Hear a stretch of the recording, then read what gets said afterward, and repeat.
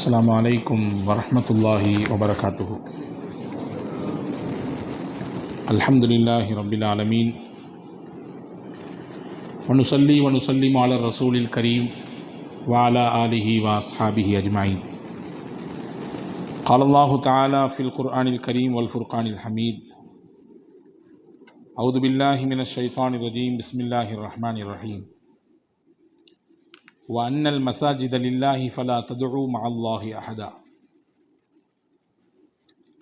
وقال نبينا محمد رسول الله صلى الله عليه وسلم سبعة يظلهم الله في ظله يوم لا ظل إلا ظله رجل قلبه معلق بالمساجد إذا خرج منه حتى يعود إليه. اللهم صل على سيدنا محمد وعلى آل سيدنا محمد وأنزله المقعد المقرب عندك يوم القيامة.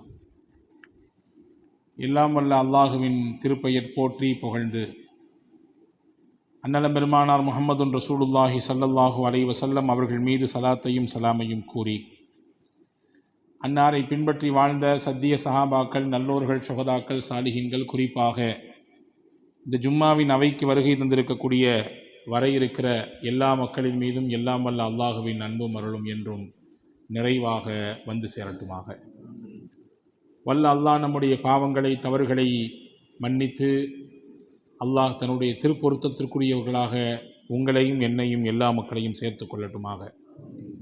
வாழும் காலம் வரை ஆரோக்கியத்தை தந்து நோய் நொடிகள் இல்லாமல், மருத்துவமனையின் பெருஞ்செலவுகள் இல்லாமல் நம்மையும் நம்முடைய குடும்பத்தினர்களையும் அல்லாஹ் காத்து ரட்சிப்பானாக.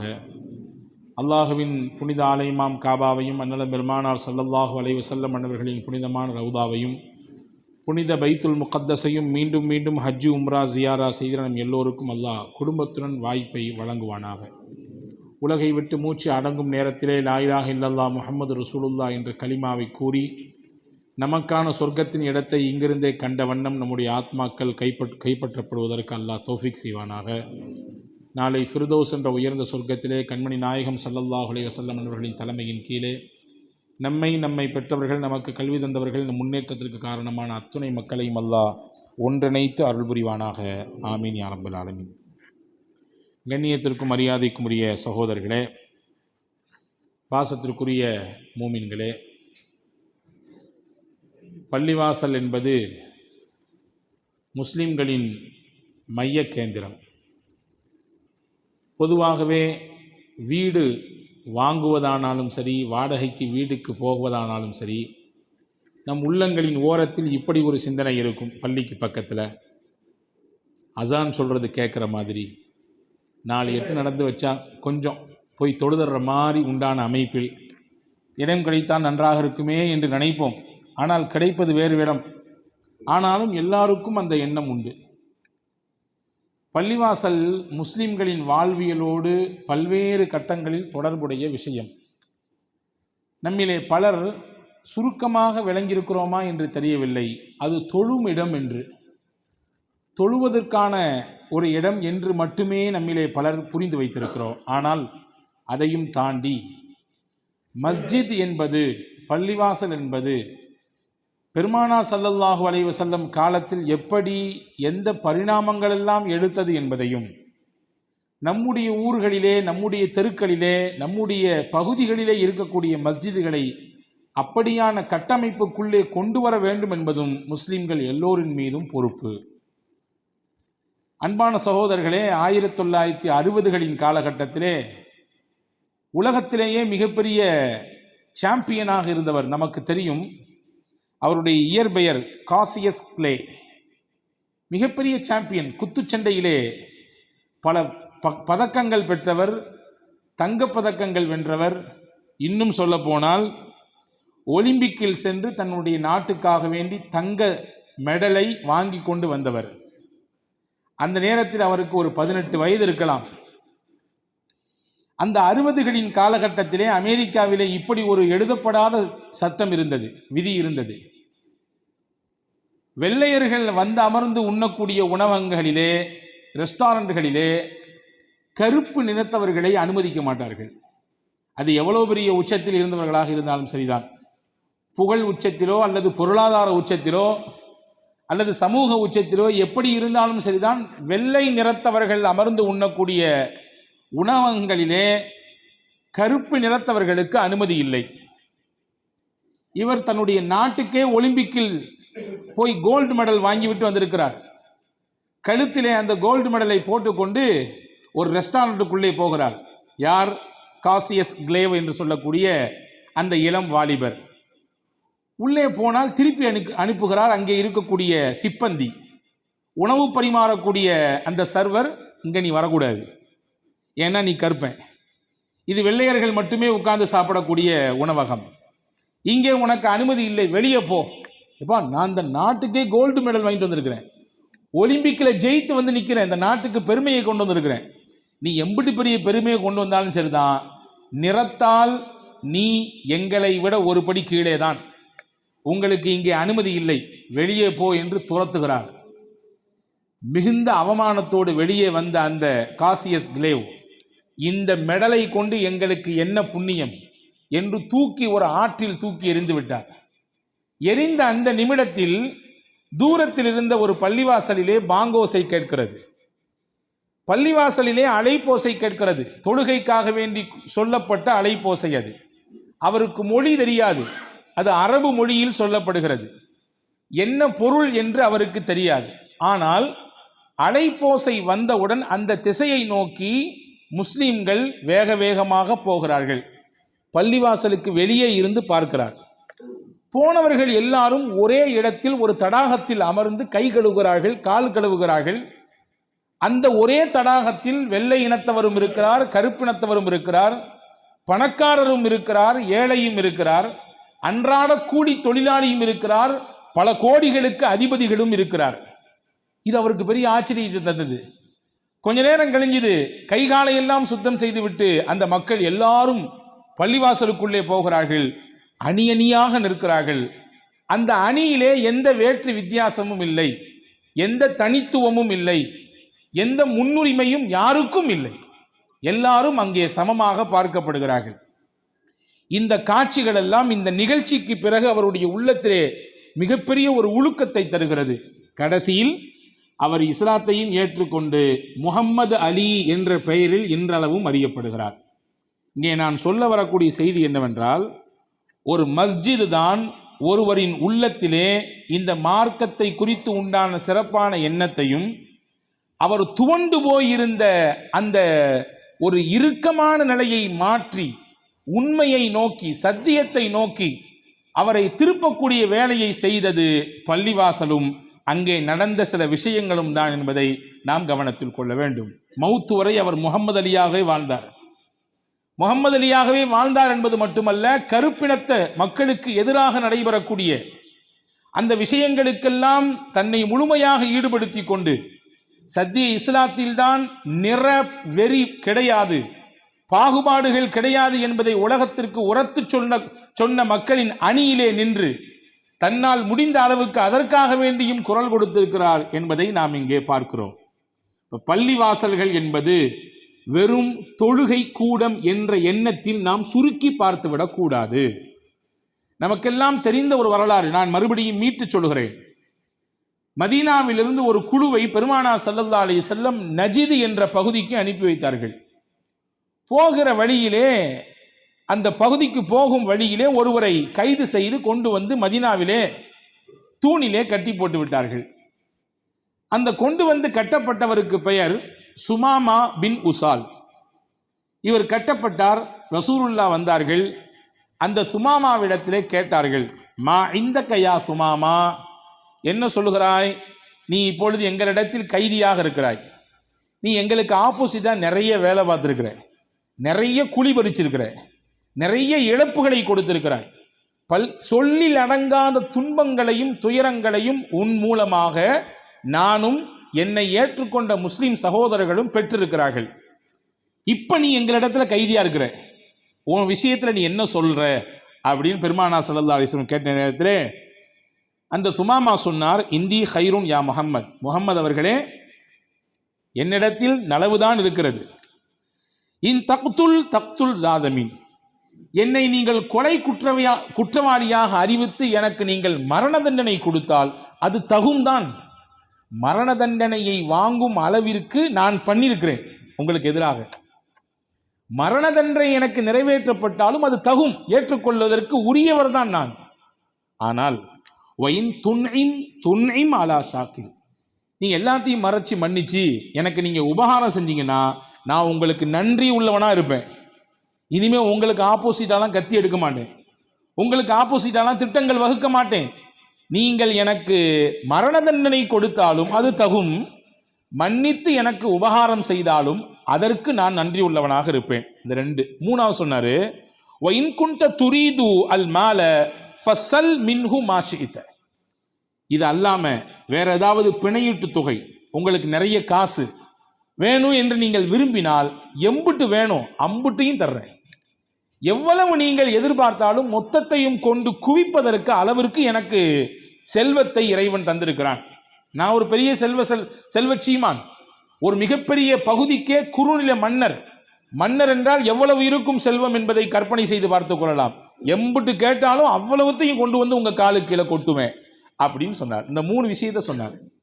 ரசூலுல்லாஹ் பதிலே பேசவில்லை, போய்விட்டார்கள். மறுநாள் அதே கேள்வி, அதே 3 பதில். மூணாவது நாள் அதே கேள்வி, அதே 3 பதில். இப்போ ரசூல் ஸல்லல்லாஹு அலைஹி வஸல்லம் 3 நாள்கிட்ட கேள்வி கேட்டாங்க, பதில் சொன்னாங்க.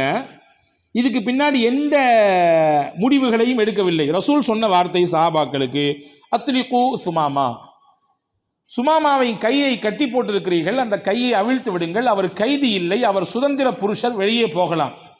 இனிமேல் அவரை கட்டி வைத்து அவரிடத்திலே கேட்டு என்ன ஏது என்றெல்லாம் விசாரிப்பதற்கு நான் முன்வரவில்லை. அவரை நீங்கள் அவிழ்த்து விடுங்கள், அவர் இனிமேல் கைதியும் இல்லை, நாம் அவரை பிடித்து வந்து சித்திரவதை செய்யக்கூடிய நிலையிலும் அவர் இல்லை, போய்விடட்டும் என்று சொன்னார்கள். கையை அவிழ்த்த உடனே நேரம் போனார். நமக்கெல்லாம் தெரிந்த வரலாறு தான், நான் இங்கே சொல்ல வரக்கூடிய செய்தியை மட்டும் சொல்லுகிறேன். வேகமாக போனார். பள்ளிவாசலுக்கு பக்கத்திலே ஒரு நீர் தடாகம் இருந்தது. போனார், கை கால் முகம் எல்லாம் கழுகினார். சில அறிவிப்புகளிலே குளித்தார்.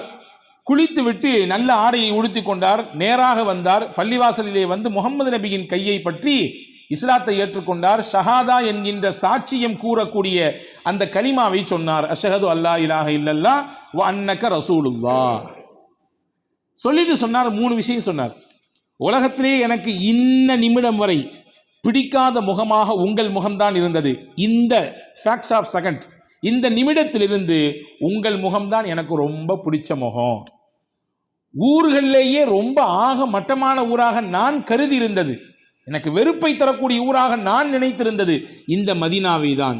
ஆனால் இந்த நிமிட பொழுதிலிருந்து, இந்த சனப்பொழுதிலிருந்து அந்த மதீனா தான் எனக்கு சிறந்த ஊராக, பிரியத்திற்குரிய ஊராக இருக்கிறது. உலகத்திலேயே பின்பற்ற தகுந்த வழிமுறைகளிலேயே உங்க வழிமுறை தான் எனக்கு ரொம்ப பிடிக்காம இருந்துச்சு. உங்க தீன் தான் எனக்கு ரொம்ப ஆக வெறுப்பை தரக்கூடியதாக இருந்தது. ஆனால் இந்த நிமிடத்திலிருந்து நீங்கள் எதை வழியாக காட்டுகிறீர்களோ அந்த வழிபாதை தான், அந்த மார்க்கம் தான் எனக்கு பிடித்திருக்கிறது என்று சொன்னார். சொல்லிட்டு ரசூலுல்லாஹ்ட்ட கேட்டாரு, யா ரசூலல்லாஹ், நான் உம்ராவுக்குன்னு போய்கிட்டு இருந்தேன், ஆனால் உங்கள் தோழர்கள் அந்த போகிற வழியில தான் என்னை பிடிச்சிட்டு வந்துட்டாங்க. இப்போ எனக்கு ஆசை இருக்குது, புகாரி ஷரீஃபில் இந்த ஹதீஸ் வருகிறது, நான் மறுபடியும் உம்ராவை நிறைவேற்ற வேண்டும் என்று. ரசூலுல்லாஹ் அவரை போக சொன்னாங்க, உம்ராவுக்கு போங்கன்னா. உம்ராவுக்கு போய் உம்ராவினுடைய கிரிகைகள் எல்லாம் செய்தார். அவருடைய அந்த செய்கையிலே, அவருடைய அந்த அந்த ஆக்டிவிட்டீஸில் கொஞ்சம் மாற்றத்தை பார்த்த அந்த மக்காவின் வாசிகள் கேட்டார்கள், என்ன மதம் மாறி போயிட்டாயா, உன்னுடைய பழைய மதத்திலிருந்து வந்துட்டியா நீ என்று கேட்கும் விசாரிக்கும் சமயத்திலே சுமாமா சொன்னார், நான் மதமெல்லாம் மாறவில்லை, இப்பொழுதுதான் எனக்கு புத்தி தெளிவு ஏற்பட்டிருக்கிறது, இப்பொழுதுதான் சத்தியம் எது அசத்தியம் எது என்று வேறுதிரித்து பார்க்கக்கூடிய அந்த பக்குவத்தை இறைவன் எனக்கு தந்தான். முகம்மது நபியை நபியாகவும் ஏக இறைவன் அல்லாஹ்வை ஒரே கடவுளாகவும் ஏற்று நான் சத்திய இஸ்லாத்தில் இணைந்திருக்கிறேன். நீங்கள்லாம் அதுக்கு ஆப்போசிட்டா இருக்கீங்கன்னு கேள்விப்பட்டேன். முகமது நபிக்கு பல்வேறு இடைஞ்சல்களையும் சிக்கலையும் கொடுத்துக்கிட்டே இருக்கீங்கன்னு கேள்விப்பட்டேன். இப்போ சொல்றேன், கேட்டுக்குங்க. என்னுடைய நாட்டிலிருந்து தான் இந்த மக்காவிற்கு தானியங்கள் வந்தாக வேண்டும். நான் இப்போ உறுதி அளிக்கிறேன், முகம்மது நபி அனுமதித்தால்தான் உங்களுக்கு ஒரு பொட்டு தானியத்தையும் நான் கொடுப்பேன். இல்லை என்றால் நீங்கள் எல்லாம் பசியால் பட்டினியால் சாக வேண்டியதுதான். எக்கேடு கட்டும் போங்கள், நான் கொடுக்க முடியாது. இஸ்லாத்திற்கும் முகம்மது நபிக்கும் எதிர்ப்பாளராக நீங்கள் இருப்பதினாலே என் நாட்டில் என் மண்ணில் விளையக்கூடிய தானியங்கள் உங்களுக்கு இனிமேல் கிடையாது என்று சொன்னார். ரசூலுல்லாஹ் அப்படி அதை அனுமதிக்கல, அது கொடுத்துருங்கன்னாங்க.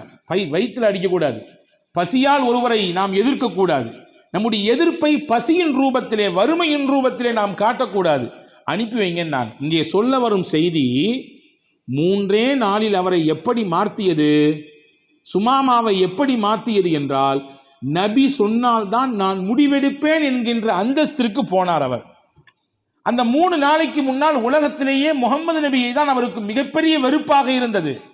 3 நாளில் எது மாற்றியது என்றால், பள்ளிவாசலில் அவர் இருந்த அந்த நாட்கள், அங்கே நடந்த செயல்பாடுகள், அங்கே அவர் கண்ட காட்சிகள், அங்கே அவர் பார்த்த நிகழ்வுகள், இதுவெல்லாம் அவருடைய உள்ளத்திற்கு மிகப்பெரிய மாற்றத்தை கொடுத்தது. நீங்கள் யோசியுங்கள், வெறுமின்ன தொழுகையை மட்டும் பார்த்தவருடைய உள்ளம் மாறல. நாம் நினைச்சிட்டு இருக்கோம்ல, பள்ளிவாசல் என்றால் 5 நேரம் தொழ வேண்டும், தொழுது முடித்தால் பூட்டி போட்டு விட வேண்டும். இது மட்டும் அவருடைய எண்ணங்களை ஓட்டங்களை மாற்றி அமைக்கவில்லை. இதையும் தாண்டி மஸ்ஜித் என்றால் என்னவெல்லாம் இருக்க வேண்டும், பள்ளிவாசல் என்றால் அங்கே என்னென்ன செயல்பாடுகள் எல்லாம் அமையப்பெற வேண்டும். நபிகள் பெருமானார் ஸல்லல்லாஹு அலைஹி வஸல்லம் அன்னவர்கள் பள்ளிவாசலில் வைத்து வழக்காடக்கூடிய நீதிமன்றங்களை அமைத்திருக்கிறார்கள். பிரச்சனையோடு வரக்கூடியவர்களுக்கு தீர்ப்பு கொடுத்திருக்கிறார்கள். கவலையோடும் இன்னல்களோடும் மிகுந்த சிரமத்தோடும் இருக்கக்கூடியவர்களுக்கு ஆறுதல் கூறுகிற இடமாக பெருமானார் பள்ளிவாசலை பயன்படுத்தியிருக்கிறார்கள். காயம்பட்டு வந்த சஹாபா தோழர்களுக்கு இறை பாதையில் தங்களுடைய மேனியில் இரத்தத்தோடும் மிகுந்த காயத்தோடும் வரக்கூடியவர்களுக்கு கிளினிக்காக, ஒரு சின்ன மருத்துவ கிளினிக்காக பள்ளிவாசல் இருந்திருக்கிறது. கருத்து பரிமாறுகிற இடமாக பள்ளிகள் இருந்திருக்கிறது.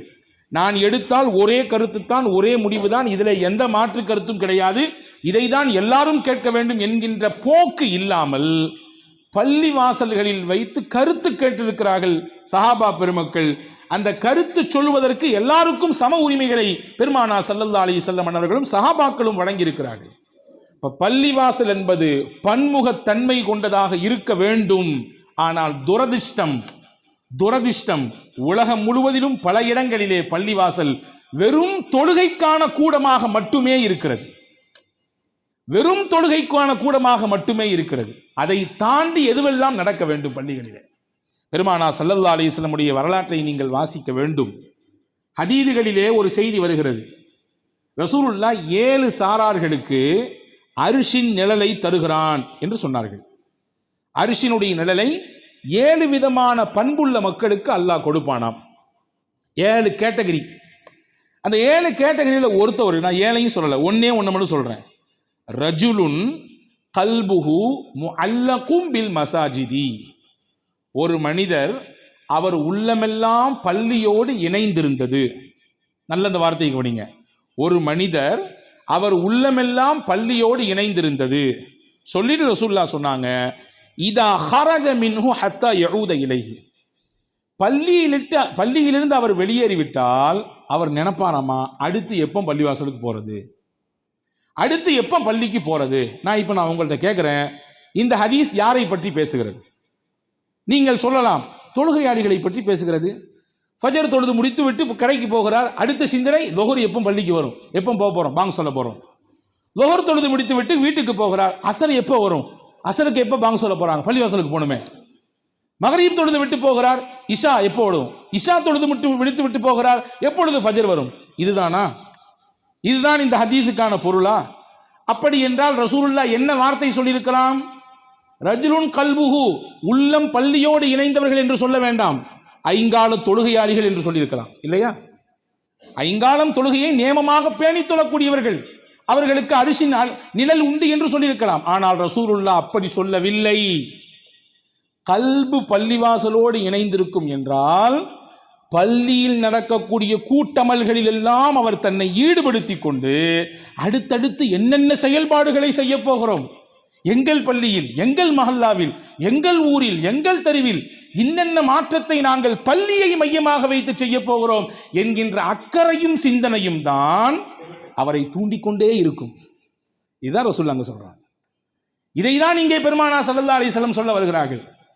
ரசூலுல்லாஹ் அப்படியான ஒரு சிறந்த ஒரு முன்னுதாரணத்தை பள்ளிவாசல் மூலமாக நமக்கு காண்பித்து கொடுத்திருக்கிறார்கள். அன்பு சகோதரர்களே, நீங்கள் பாருங்கள், ஹதீஸிலே வந்திருக்கிறது, கருத்து பரிமாறுகிற மன்றங்களாக பள்ளிவாசல் இருந்திருக்கிறது என்று நான் சொன்னேன் இல்லையா? ஒற்றை கருத்தோடு எல்லாரும் பயணிக்க வேண்டும் என்று நினைப்பது தவறானது இல்லையா? என் குடும்பத்தில் என்னுடைய கருத்து செல்லாது. பல நேரங்களில் என் பிள்ளைகளுக்கு ஒரு கருத்து இருக்கும், என் மனைவிக்கு ஒரு கருத்து இருக்கும், எங்கள் அப்பாவுக்கு ஒரு கருத்து இருக்கும், எங்கள் தாதாவுக்கு ஒரு கருத்து இருக்கும். எல்லாருடைய கருத்து, எல்லாருடைய சிந்தனையிலும் என் கருத்தை புகுத்த வேண்டும் என்று நினைப்பது தவறு. எனவே தான் இஸ்லாம் அதற்கு அழகான ஒரு சொல்யூஷனை கொடுத்திருக்கிறது. ஷூரா பைனஹும், உங்களுக்கிடையில் ஆலோசனை செய்யுங்கள், உங்களுக்கிடையில் கருத்து கேளுங்கள், கருத்தின் அடிப்படையிலே, ஷூராவின் அடிப்படையிலே முடிவெடுங்கள். அப்படி எடுத்தால் தான் உங்களுக்கு ஜெயம் கிடைக்கும், நீங்கள் உங்கள் இலக்கை அடைவீர்கள். இல்லை அப்படின்னா அது அறகுறையா பாதியிலே நின்று போயிடும். எந்த முடிவும் இலக்கை போய் சென்றடையாது, அது தடைபட்டு வீழ்ந்து விடும் என்று அல் குர்ஆன் சொல்லுகிறது. அன்பர்களே, கருத்து பரிமாறுகிற மன்றமாக பள்ளிவாசல் இருந்திருக்கிறது. ஒரு நாள் மஸ்ஜித் நபவியில் பெருமானா ஸல்லல்லாஹு ஹயாத்துக்கு பின்னாடி உமர் ரலியல்லாஹு மெம்பரில் ஏறி நின்று ஒரு பிரச்சனையை பேசுகிறாங்க. பிரச்சனைனா பேசிதான் ஆகணும், பேசாமல் எப்படி பிரச்சனை சுமூகத்துக்கு வரும்? என்ன பிரச்சனைனா, அங்கே பெண்கள் எல்லாம் கல்யாணம் முடிக்கும் போது நிறைய மகர் கேட்குறாங்க. அது ஒரு பிரச்சனையாக இஷ்யூ ஆயிடுச்சு. நிறைய ஆண்களால் கொடுக்க முடிகிற அளவுக்கு உண்டான தாக்கத்து இல்லை. எப்படி தான் கொடுக்கறது? அவங்க பாட்டு இஷ்டத்துக்கு கேட்டாங்கன்னா இப்போ ஹலீஃபாவுடைய கவனத்துக்கு வருது. நீங்கள் எல்லாம் பார்க்குறத பார்த்தா இது இன்னைக்கு இது ஆப்போசிட்டாக இருக்குங்க, பெண்களிடத்தில் ஆண்கள் இல்லையா? இப்போ ரசூல் ஸல்லல்லாஹு அலைஹி வஸல்லம் காலத்திற்கு பின்னால் உமர் ரலியல்லாஹுடைய காலத்தில் இப்படி ஒரு இஷ்யூ வருது. பெண்கள் எல்லாம் கூடுதலாக மகர் கேட்கிறார்கள், எங்களால் கொடுக்க முடியலையே, ஏதாவது ஒரு அளவை நிர்ணயிக்கலாமே. இப்போ சையதுனா உமர் ரலியல்லாஹு மெம்பரில் ஏறி இந்த மாதிரி கேள்விப்பட்டேன், ஆம்பளை குமர்கள்லாம் ரொம்ப ஏங்கி போய் இருக்கிறாங்க பிள்ளைகளோ, நிறைய நீங்கள் மகர் கேட்கலாமா? நபி காலத்தில் 400 திர்ஹம் கொடுத்ததாக எனக்கு தெரிகிறது, ரசூலுல்லாஹ் 400 திர்ஹம் கொடுத்துருக்காங்க மகர். எனவே என்ன செய்யலாம்னு சொன்னால், அந்த 400 திர்ஹத்துக்கு மேலே பெண்கள்லாம் நீங்கள் மகர் கேட்காதீங்கம்மா, கொஞ்சம் ரொம்ப கஷ்டப்படுறாங்க ஆம்பளை பிள்ளைங்க, இளைஞர்கள் எல்லாம். முதிர்கன்னிகள் என்று இன்னைக்கு நிறைய நம்ம பிள்ளைகள் இருக்காங்க. முதிர்கன்னிகள் என்றால் கல்யாணம் முடியக்கூடிய வயசையும் தாண்டி கடந்து அதற்கான வாய்ப்பும் சூழலும் அமையாமல் கண்ணி கழியாமலேயே முதிர்ந்து போகக்கூடிய பிள்ளைகள் இன்னைக்கும் கிராமங்கள் நிறைய இருக்கிறாங்க. அதற்கான வசதியும் அதற்கான வாய்ப்பும் அதற்கான சூழலும் அதற்கான பொருளாதார பின்னணியும் இல்லாததின் விளைவு அல்லாஹ் பாதுகாக்க வேண்டும். தங்கள் இளமைகளை தொலைத்து கொண்டு அடுத்த ஒரு மன வாழ்க்கை அமையுமா என்ற எதிர்பார்ப்பிலும் ஏக்கங்களிலும் எத்தனையோ பிள்ளைகள் உண்டு இன்னைக்கும். உமர் ரலியல்லாஹு சொல்றாங்க, அந்த மாதிரி முதிர் ஆண்கள் அதாவது ஆண்கள் வந்துடுவாங்க போல தெரியுது, கொஞ்சம் குறைச்சிக்கங்க அப்படின்னாங்க. பெண்கள் எப்பொழுதுமே பள்ளிவாசல் ஒரு ஓரத்திலே மஸ்ஜிதிலே பள்ளிக்கு தொழுகைக்கு இடம் உண்டு அவர்களுக்கு. அங்கிருந்து ஒரு குறைஷி பெண் எழுந்திருச்சாங்க, குறைஷி குலத்தை சேர்ந்தவர்கள். உமர் ஹலீஃபா அவர்களே, நீங்க சொல்றதை பார்த்தா இது சட்டம் மாதிரி தெரியுத, ஆண்கள்கிட்ட இம்புட்டு தான் நீங்க மகர் கேட்கணும்னு நீங்க ஒரு ஹஸ்ர் செய்றீங்க, ஒரு நிர்ணயம் செய்வதை போன்று தெரிகிறதே, ஆமாவா? அப்ப 400 திர்ஹத்துக்கு மேல கேட்க கூடாத நாங்க? ஆமாம்மா அப்படின்னாங்க ஹலீஃபா உமர் ரலியல்லாஹு. சட்டம் போடுறது யாரு? ஜனாதிபதி உமர், சாதாரண உமர் அல்ல, இஸ்லாமிய சாம்ராஜ்யத்தின் ஜனாதிபதி. பல வல்லரசுகளை தன்னுடைய ஆளுகைக்கு கீழே கொண்டு வந்து இஸ்லாமியமயமாக்கியவர். நீங்க படிச்சு பாருங்க, நான் ஒரு புத்தகம் வாங்கி வைத்திருக்கிற நம்முடைய நூலகத்திலே உமர் ரலியல்லாஹு ஏற்படுத்திய நாகரீகம் என்னென்ன மாதிரியான மாற்றங்களை சையதுனா உமர் ரலியல்லாஹு அந்த 10 ஆண்டு காலத்தில் ஏற்படுத்தியிருக்கிறார். அன்பர்களே, உங்களை அன்பு கூர்ந்து கேட்கிறேன், நல்ல வாசிப்புக்காக வேண்டி ஒரு சிறந்த தளமாக நம்முடைய மஸ்ஜிதின் ஓரத்திலே ஒரு சின்ன லைப்ரரி இருக்கிறது, வாய்ப்பு இருந்தால் பயன்படுத்துங்கள். எக்கச்சக்கமான அறிவு சுனைகளை தாங்கி பல புத்தகங்கள் அங்கே உங்களுக்காக வேண்டி காத்திருக்கிறது. உமர் ரலியல்லாஹு அன்ஹு பேசுகிறார்கள். அப்போ அந்த அம்மா கேட்டாங்க, என்ன நீங்கள் குறைச்சிக்க சொல்கிறீங்களா? 400க்கு மேலே கேட்கக்கூடாதா? நீங்கள் இப்படி சொல்கிறீங்க, உங்கள் பேச்சை கேட்குறதா அல்லாஹ்வுடைய பேச்சை கேட்குறதா? அல்லாஹ் சொல்லுகிறான், وَإِنْ أَرَسْتُمُ اسْتِبْدَالَ زَوْجٍ مَكَانَ زَوْجٍ وَآتَيْتُمْ إِحْدَاهُنَّ قِنْطَارًا. ஒரு பெண்ணை நீங்கள் மாற்ற வேண்டும் என்று விரும்பினால், ஒரு பெண்ணை விவாகரத்து கொடுத்து வெளியாக்கிட்டு வேற பெண்ணை அந்த இடத்துல கொண்டு வந்து வைக்கணும்னு நீங்கள் விரும்பினீங்கன்னா, நீங்கள் ஒரு பெரிய பொற்குவியலே அந்த பெண்ணுக்கு மகராக கொடுத்திருந்தாலும் வாங்கக்கூடாது. இறைவன் சொல்லுகிறான், மகராக பொற்குவியலையே கொடுக்கலாம் என்று. நீங்கள் என்ன 400க்கு மேலே கேட்கக்கூடாதுன்னு சொல்கிறீங்க, இது என்ன விவகாரமாக இருக்குது அப்படின்னாங்க அந்த அம்மா. உடனே சையதுனா உமர் ரலியல்லாஹு சொன்ன ஹதீஸில் வருகிறது, இப்னு கசீர் போன்ற நூலில் இந்த செய்தி பதிவாக இருக்கிறது. சையதுனா உமர் ரலியல்லாஹு சொன்ன அல்லாஹும்ம குஃப்ரன், யா அல்லாஹ் என்னை மன்னித்து விடு. கானன்னாசு அஃப்கஹு மின் உமர், ஜனங்கள் எல்லாம் உமரை விட விவரமான ஆட்களா இருக்கிறாங்களே, இந்த உமருக்கு தான் விவரம் தெரியாமல் போயிடுச்சு என்று சொல்லிட்டு மறுபடியும் மெம்பரில் ஏறினாங்க.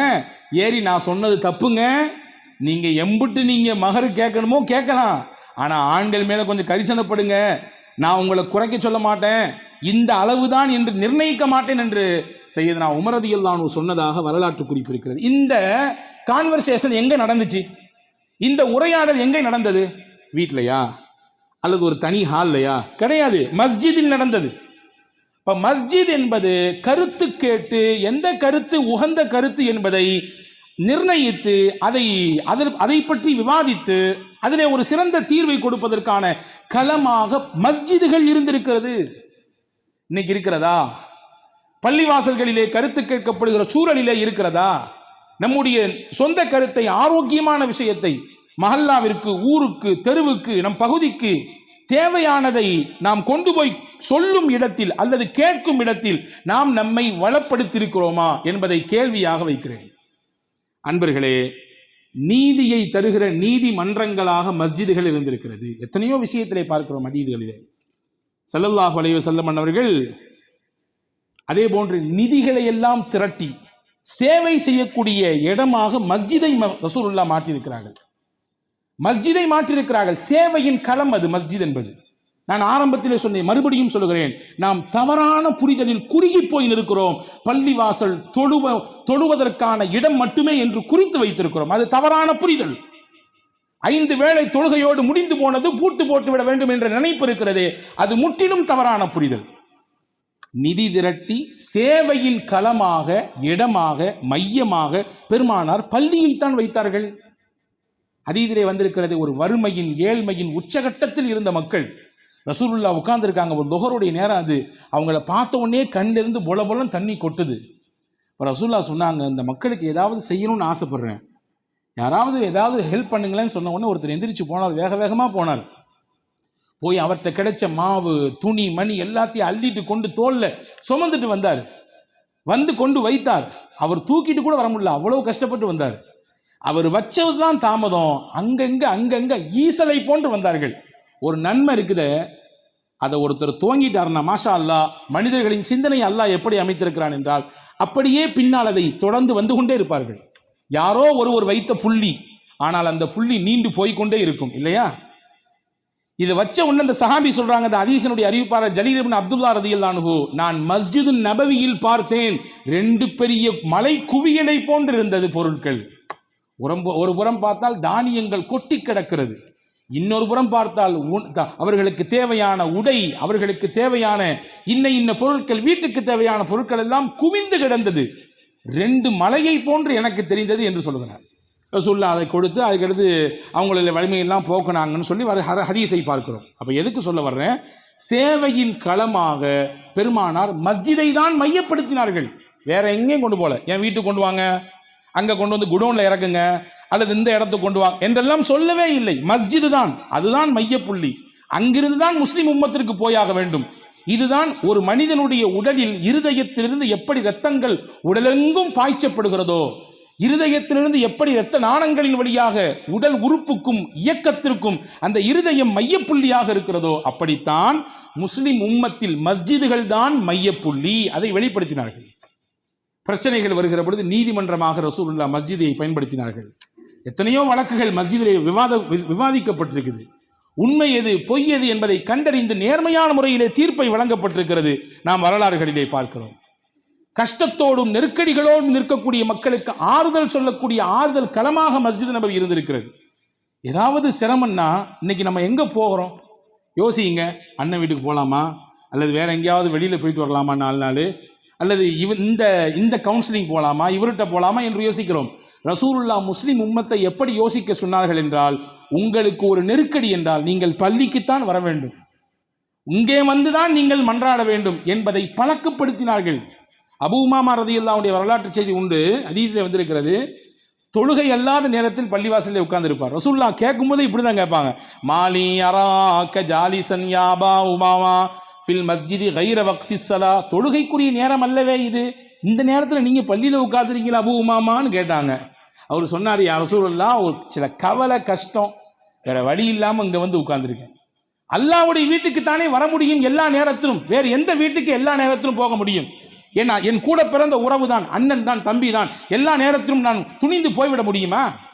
அப்படி போனாலும் அவன் ஏற்றுக்கொள்வானா? உன்னை யார் இந்த டேத்துக்கு வர சொன்னா? வரும்பொழுது ஃபோன் பண்ணுறது இல்லை, இந்த நாகரீகம் கூட உனக்கு தெரியாதா? நாங்களும் குடும்பமாக ஆகிட்டோம், மனைவி மக்கள் புள்ள குட்டி தேவன் இருக்கல்ல, சொல்லிட்டு வந்தால் நல்லா இருக்குமாப்பான்னு சொல்லி கேட்பான். பெத்த தகப்பனாக இருந்தாலும் பெத்தெடுத்த பிள்ளையாக இருந்தாலும் அந்த வீட்டுப்படி ஏறுவதற்கு முன்னால் ஒரு கணம் யோசிக்கிறோம் இல்லையா? யோசிக்காமல் தைரியத்தோடு வருகிற வீடு உலகத்தில் அல்லாஹுவின் வீட்டை தவிர வேற எந்த வீடு உண்டு? எனவேதான் நான் வந்து உட்கார்ந்திருக்கிறேன் என்று சொன்னார்கள் செய்தனா அபூ உமாமா ரலியல்லாஹு அன்ஹு. உடனே ரசூல் ஸல்லல்லாஹு அலைஹி வஸல்லம் அப்படியே ஆனந்தப்பட்டு போயிட்டாங்க. அவரை கட்டி பிடிச்சிட்டு ஒரு துவா சொல்லி கொடுத்தாங்க. என்னன்னு எனக்கு புரிஞ்சிடுச்சு, கடனில் சிரமப்படுற, நான் ஒரு துவா சொல்லி தரேன், அந்த துவா ஓதுங்க, அல்லாஹ் தஆலா உங்களுடைய கடனை எல்லாம் போக்கி தருவான் என்று ஹதீஸிலே சொல்லி கொடுத்ததாக வரலாற்று செய்தி இருக்கிறது. அப்போ ஆறுதல் தடும் இடமாக மஸ்ஜிதுகள் தான் இருந்திருக்கிறது, தீர்ப்பளிக்கும் நீதிமன்றமாக மஸ்ஜிதுகள் தான் இருந்திருக்கிறது, ஒரு கலாசாலையாக மஸ்ஜிதுகள் தான் இருந்திருக்கிறது. நாம் நினைக்கிறோம் பள்ளிவாசல் என்றால் வெறுமின்ன மக்தபு மதரசா மற்றும் சொல்லித்தரக்கூடிய இடம் என்று. இது தவறான புரிதல். குரானினுடைய திலாவத்து எப்படி பிள்ளைக்கு அலிப்பா சொல்லித் தர்றது, எப்படி அலிஃப்லாமி மோதி சொல்லித் தர்றது, எப்படி குரானை ரீட் பண்ண, இது மட்டும் தான் பள்ளியில் சொல்லித் தரப்படுமா? இதையும் தாண்டி பறந்துபட்ட அறிவை சொல்லித்தரும் களமாக மஸ்ஜித் இருந்திருக்கிறது. மஸ்ஜிதில் தான் பெருமானார் வில்வித்தை கற்றுக் கொடுத்தார்கள், மஸ்ஜிதில் வைத்துத்தான் குத்துச்சண்டை கற்றுக் கொடுத்தார்கள். எப்படி சண்டையிட வேண்டும், எதிரிகளை எப்படி சமாளிக்க வேண்டும், உன் உடலை எப்படி ஆரோக்கியமாக வைத்துக் கொள்ள வேண்டும், உன் உடலை எப்படி கட்டுமஸ்தானமாக வைத்துக் கொள்ள வேண்டும் என்பதை கற்றுக் கொடுத்தார்கள். இப்ப கல்வியின் இடம் பள்ளிவாசல். அதே போன்றுதான் பள்ளிவாசல் தான் விருந்தினர்களை அரவணைக்கக்கூடிய விருந்தினர் மாளிகை.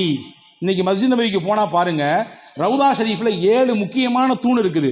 அந்த 7 தூண்ல ஒரு தூணு, அந்த தூணுக்கு பேரு உஃபூது என்று அந்த தூணுக்கு பெயர்.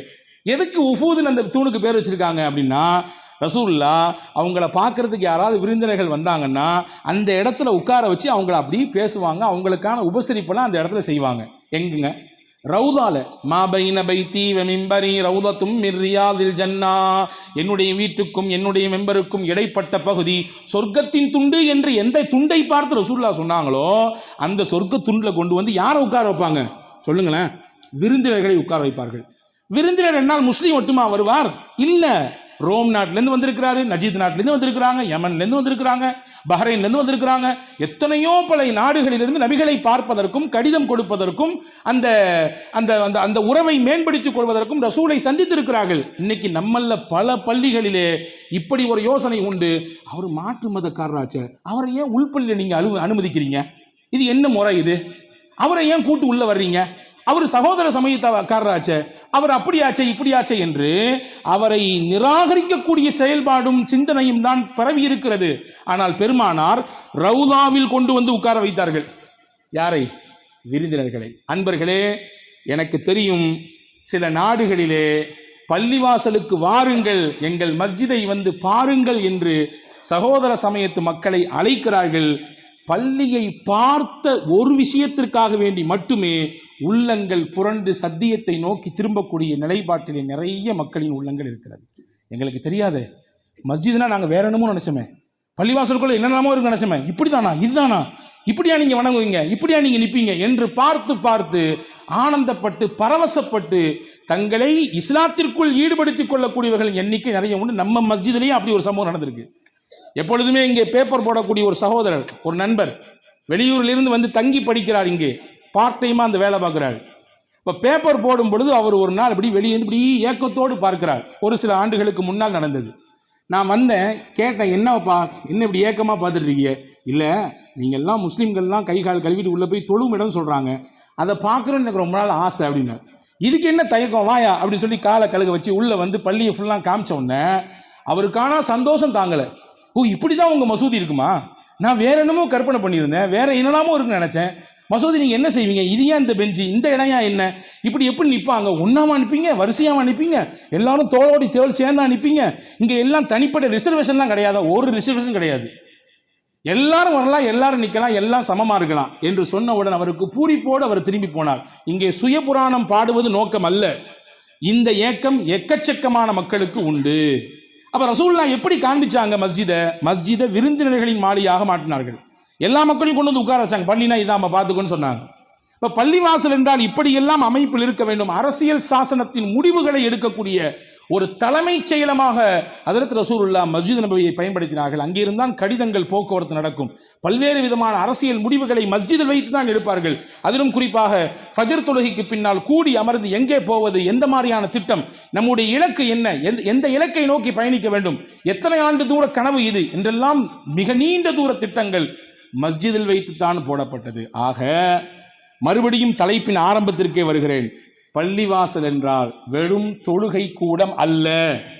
5 நேரம் மட்டும் தொழுகை முடிந்துவிட்டால் முடிந்து போனது, பூட்டு போட்டு விட வேண்டும் என்ற சிந்தனையை கடந்து அது பன்முக பரிணாமத்தோடு சமுதாயத்திற்கு, முஸ்லிம்களுக்கு, இதர சமுதாய மக்களுக்கு பல்வேறு விதமான இடர்கள் ஏற்படக்கூடிய சமயத்திலே, பேரிடர்களின் காலத்திலே நிதி உதவி செய்கிற சேவை களமாக, நீதிமன்றங்களாக, பிரச்சனையோடு வரக்கூடியவர்களுக்கு தீர்வளிக்கும் இடமாக, இப்படியான ஒரு பரிணாமத்தில் தான் மஸ்ஜித் இருக்க வேண்டும் என்று முஹம்மது நபி ஸல்லல்லாஹு அலைஹி வஸல்லம் கனவு கண்டார்கள். அப்படியான மஸ்ஜிதை உருவாக்கி காட்டினார்கள். இன்னக்கும் அந்த மஸ்ஜித் நபவி அப்படித்தான் செயல்படுகிறது. வல்ல அல்லாஹ் உலகத்தில் இருக்கக்கூடிய எல்லா மஸ்ஜிதுகளும் அந்த அமைப்போடு செயல்படுவதற்கு அல்லாஹ் தௌஃபீக் செய்வானாக. ஆமீன். வாஹிர் தாவா அனில் ஹம்துலில்லாஹி ரப்பில் ஆலமீன். அஸ்ஸலாமு அலைக்கும் வரஹ்மத்துல்லாஹி வபரகாத்துஹு.